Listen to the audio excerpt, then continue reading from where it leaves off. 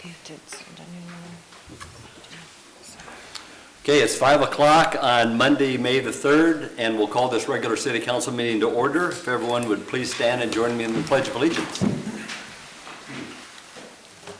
I pledge allegiance to the flag of the United States of America and to the republic for which it stands, one nation, under God, indivisible, with liberty and justice for all. Roll call, Deb. Harley. Here. Mike. Here. Rodney. Here. Tyler. Here. Don. Here. Jody. Here. Okay, thank you. We have a quorum. Entertain a motion then to approve tonight's agenda. So moved. Second. Okay, we have a motion and a second to approve tonight's agenda. Is there any discussion? Hearing none, vote please, Deb. Harley. Yeah. Mike. Yes. Rodney. Yes. Tyler. Yes. Don. Yes. Jody. Yes. Motion carried. Thank you. Across the mayor's desk, I just want to draw your attention to the POW-MIA flag that we have there now in the council chambers. That's a special flag with a special meaning, and I do want to thank the Chips Off the Old Block for crafting that pole, the flag pole, and the matching stand then that matches the other two. So thank you very much for doing that. And I just want to congratulate the graduating senior class of Bishop Garrigan. They graduate this coming Sunday on Mother's Day. So congratulations to them. And tonight our videographer is Ryan Merrill. So we thank him as well. So council have anything they would like to bring forward? Okay, Jacob, anything then, update from the city administrator? Yeah, one item, upcoming construction project. So the North Main Street street reconstruction project, that will be beginning Monday, May 10th. At that point, the street will be closed, and so on North Main, the intersect just north of Lucas Street, through up to Commercial Street, those 4 blocks, they'll be closed. Once they're closed, they're going to remain closed. It's an 80 work-day contract. So we expect it to be sometime done here in the fall, but that project construction will be beginning May 10th. And on our website as well as our Facebook page, there's a link to the project website. Residents and anyone else interested can go to and sign up for updates by email, text message, on announcements, things like that, to stay informed on the project. Okay, thank you. Move to agenda item number 7. This is the citizens' opportunity to address the council with items that are not on the agenda.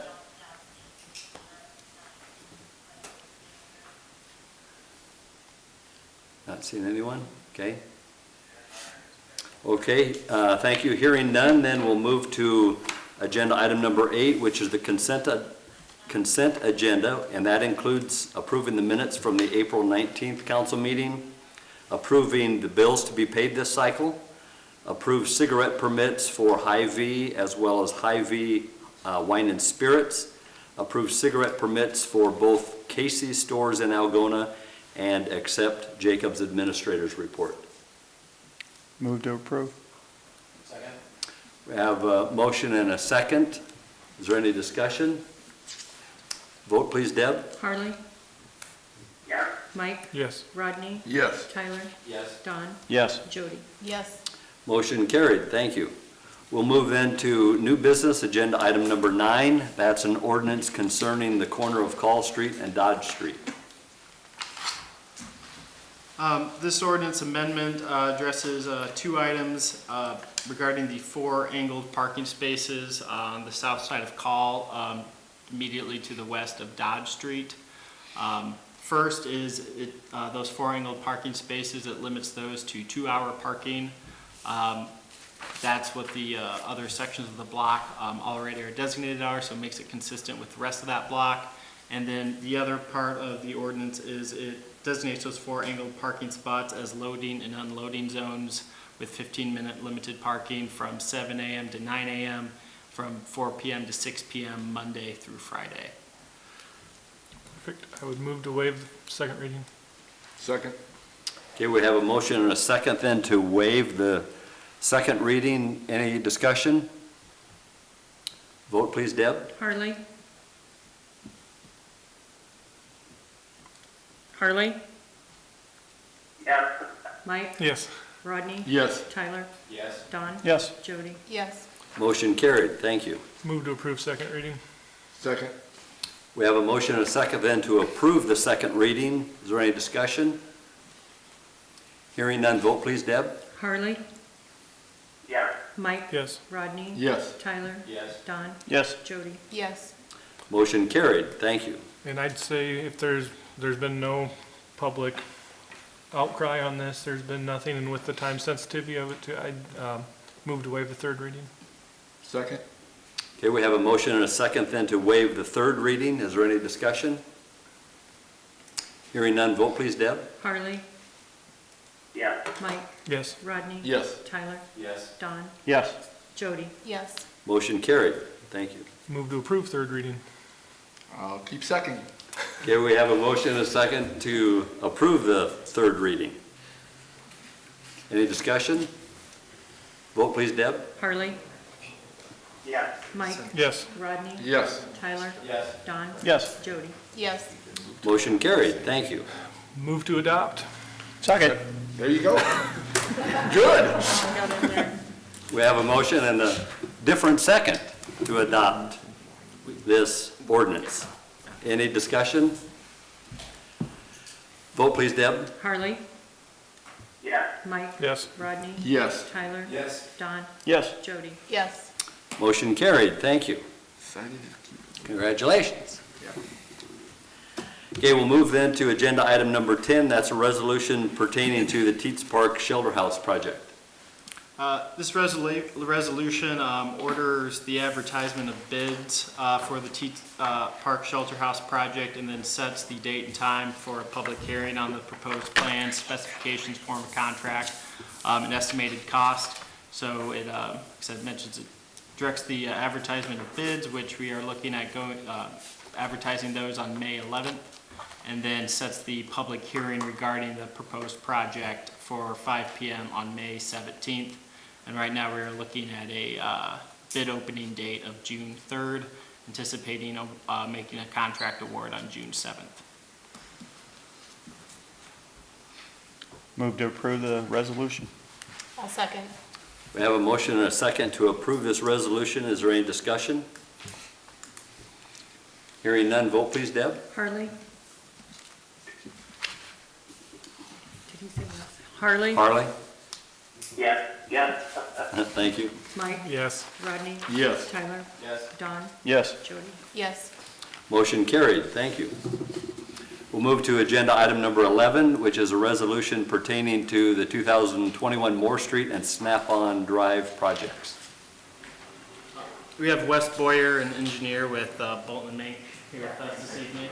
You want to come up to the podium? Yep.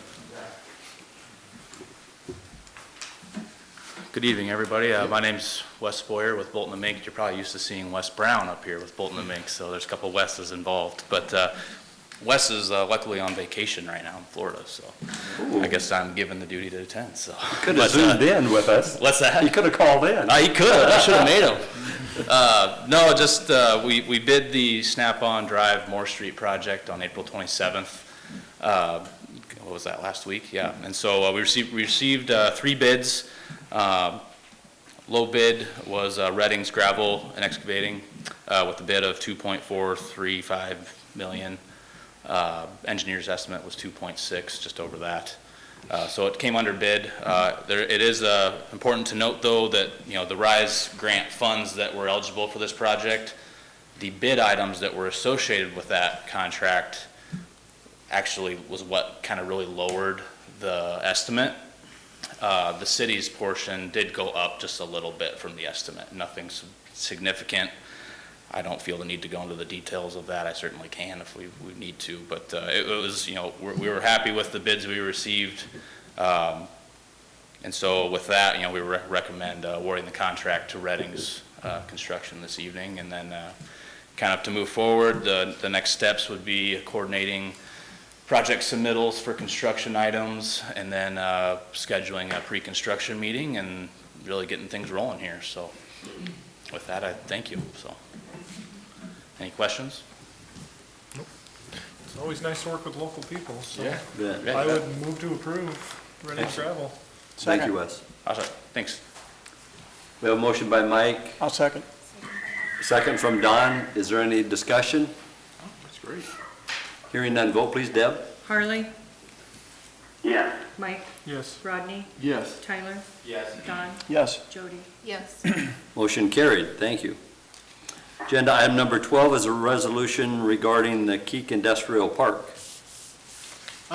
We had approved Phase 1 final plat back on April 5th, and then in reviewing that document before it went to the county to be recorded, some typographical errors were identified on that we wanted to have addressed before it was formally recorded.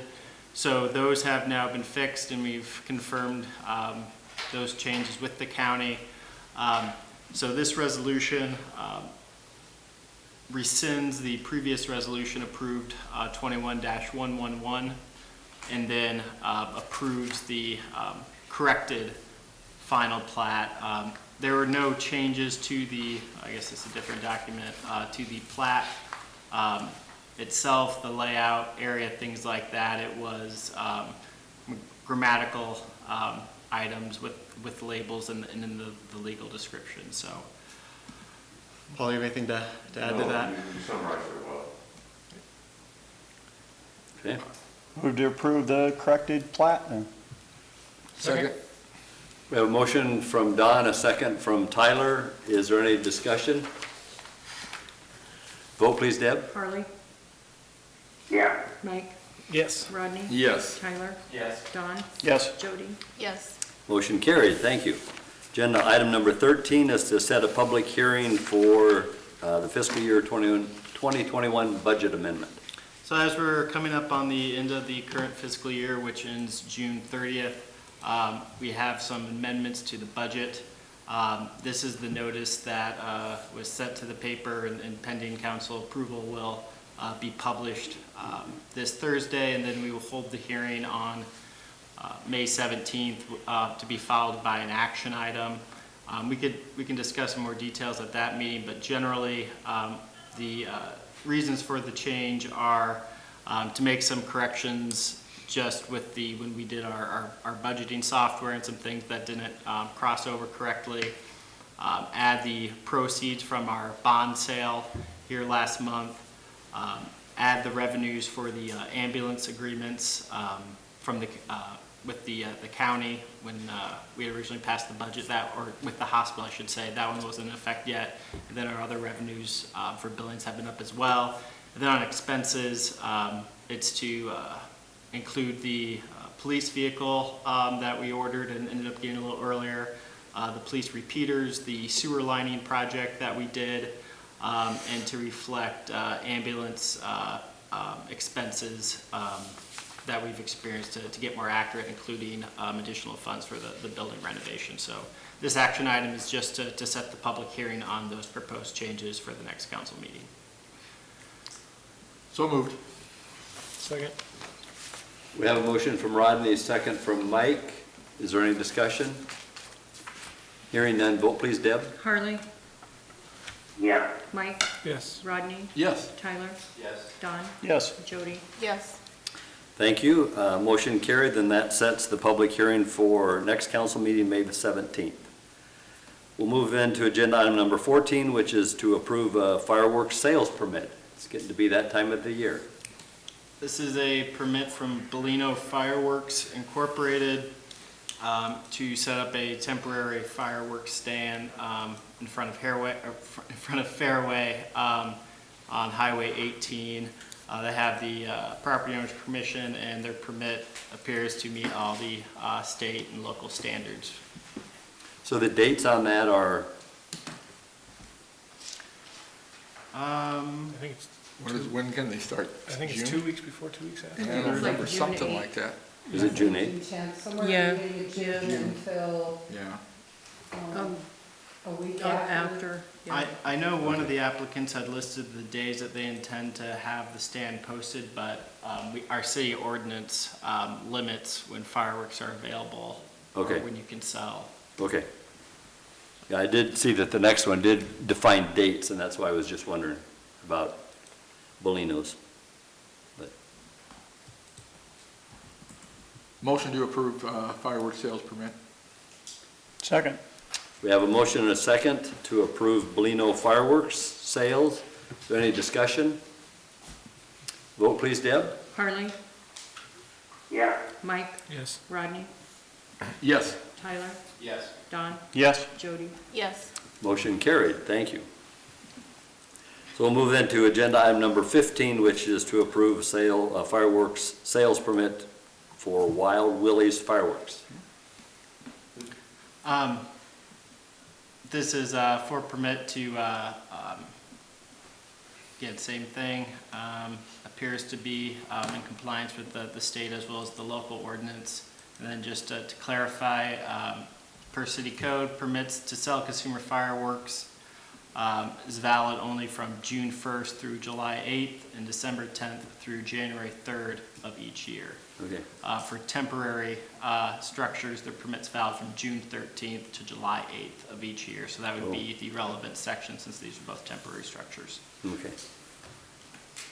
And then what's the location for agenda item number 15? What's that? That address is 1501? Baumgart's. Baumgart's. Baumgart's, Baumgart's okay. parking lot, yeah. All right, very good, thank you. Okay. Move to approve. Second. Okay, we have a motion and a second. Is there any discussion? Vote please, Deb. Harley, Yeah. Mike, Yes. Rodney, Yes. Tyler, Don, Yes. Jody. Yes. Motion carried, thank you. We'll be able to buy fireworks locally then. So agenda item number 16 is to approve an application for a tax abatement. This is for a new single-family dwelling which was constructed at 2603 Abbey Road. Move to approve. I'll second. We have a motion and a second then to approve this tax abatement. Any discussion? Vote please, Deb. Harley, Yeah. Mike, Yes. Rodney, Yes. Tyler, Yes. Don, Yes. Jody. Yes. Motion carried, thank you. That's a very nice home being built out there, and we appreciate you investing in Algona. We'll move to agenda item number 17, which is to approve a pay app. This is pay application number 1 from Bob Becker Construction for the EMS renovation project. The current amount on the pay app is $55,302. The project architect has reviewed and recommends approval. The project should be wrapped up this week, if not next, and hopefully approving the second and retainage at the following council meeting. Motion to approve pay application. I'll Second. second. Okay, we have a motion from Rodney, a second from Jody. Is there any discussion? Vote please, Deb. Harley, Yeah. Mike, Yes. Rodney, Yes. Tyler, Yes. Don, Yes. Jody. Yes. Motion carried, thank you. Agenda item number 18 is to approve a change order for the exterior improvements of the library. So this is the change order discussed during the council work session. As Library Director Walton stated that the library board met on April 28th to review the change order and voted to approve it. The change order is to add exterior improvements to the project as described in the construction documents, and the total change order add is for an amount of $247,588.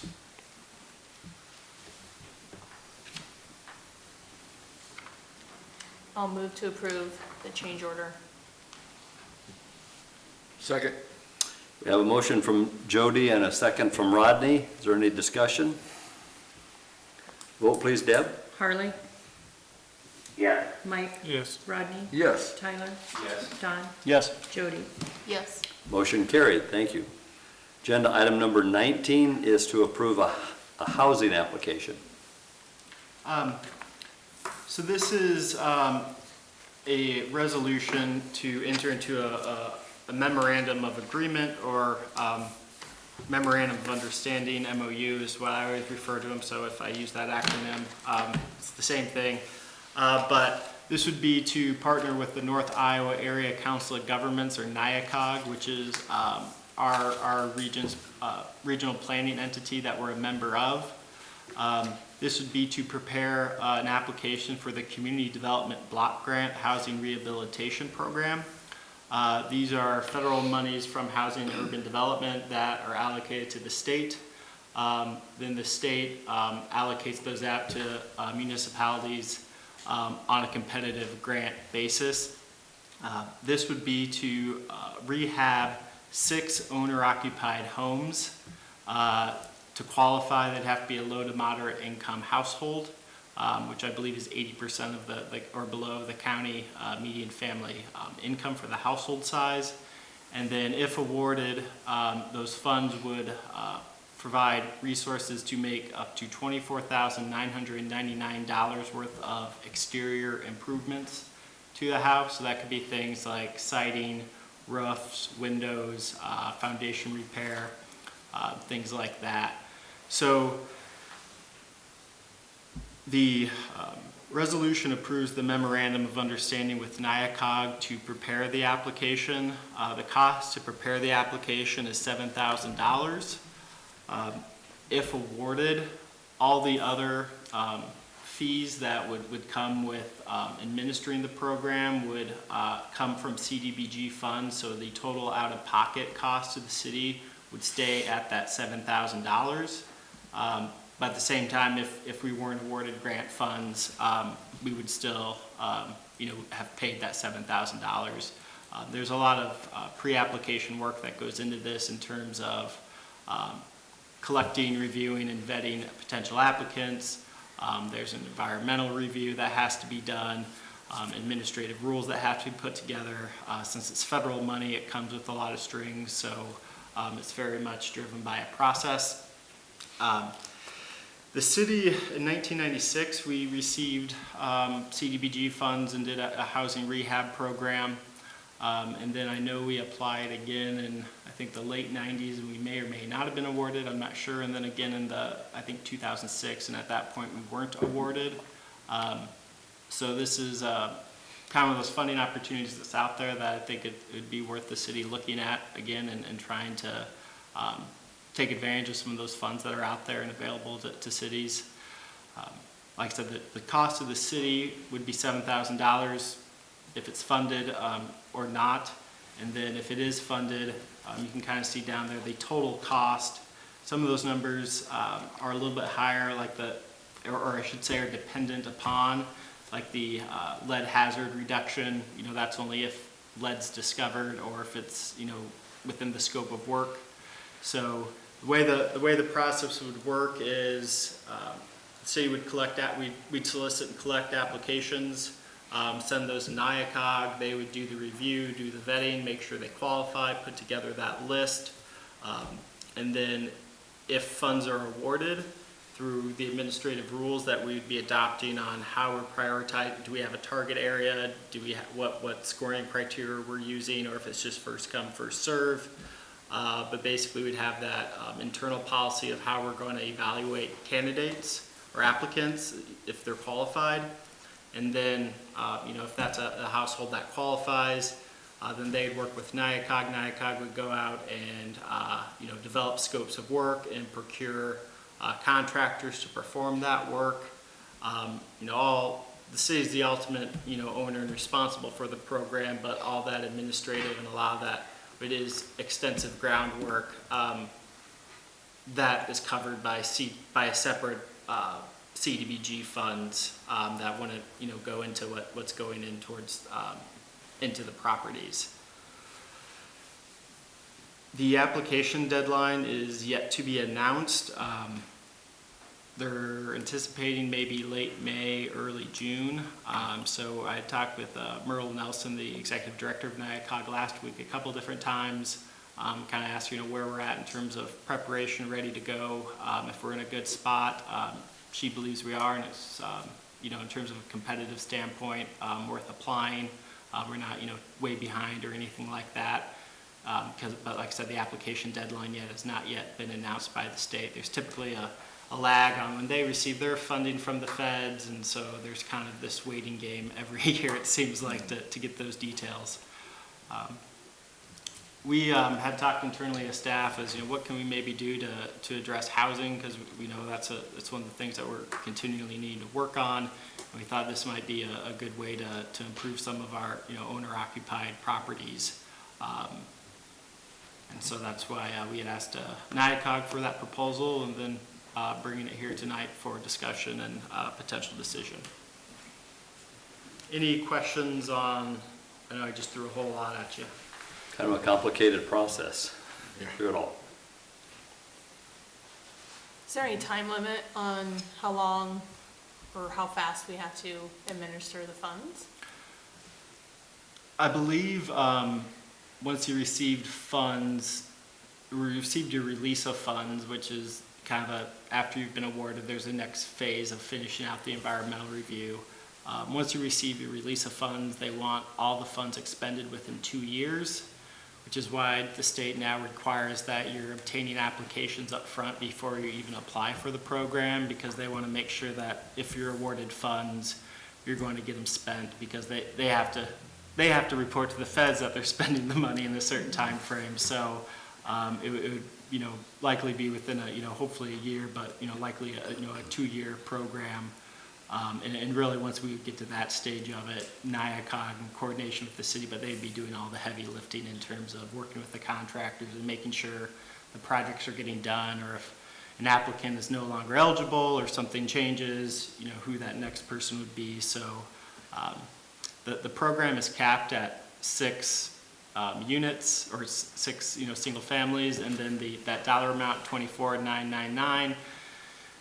I can't recall the exact reason, but once you hit that magic threshold of $25,000 with federal money, this whole other strings of regulations come attached with it, so that's why it's set at that amount per house.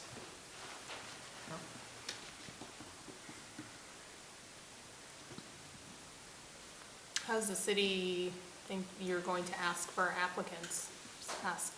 Set out an ad in the newspaper, or I'm sure they have lots of paperwork to fill out? Yeah, it is.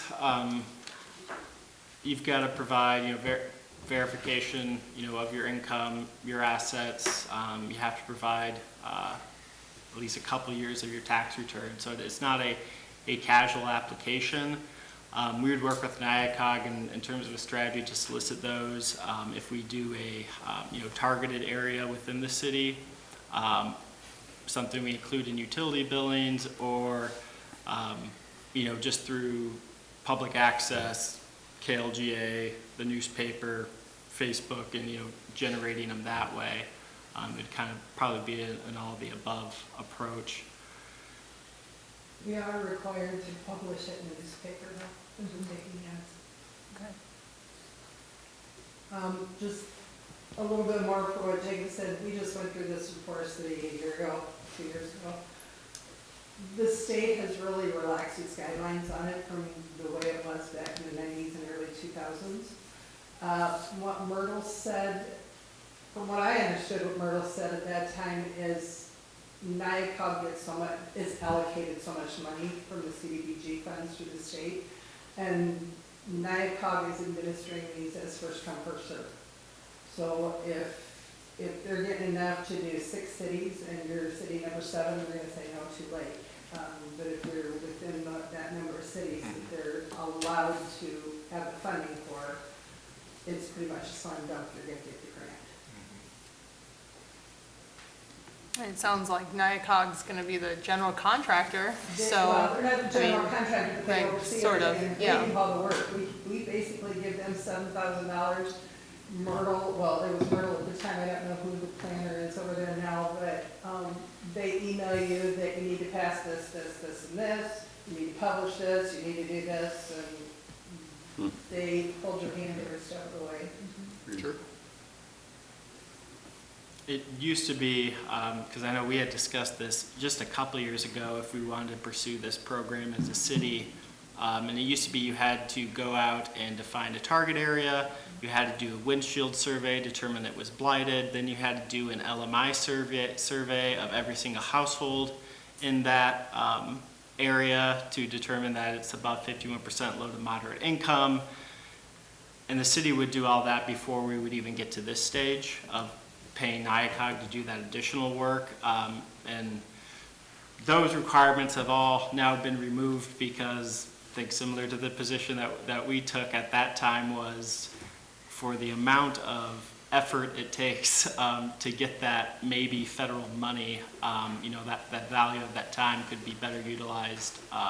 So they've relaxed a lot of those. It's still federal money. It still comes with a lot of strings and requirements, but that's why you hire the state requires that you have a grant administrator as a recipient of these funds because they are so complicated to administer in terms of hitting the federal guidelines. So a lot of those have now been relaxed in terms of kind of that upfront process that makes it a lot more viable in terms of what it takes to apply. So as a general feel, if we move on this quickly, that we have a good chance at receiving this? It's not guaranteed, but yeah, Yeah, it's not guaranteed, but I think we get. I think it would be a good bet. Especially since it's been a while, like you said, since we've received the funds. So, Well, and it could always happen too that the federal government doesn't allocate those funds for some reason too. right, yep.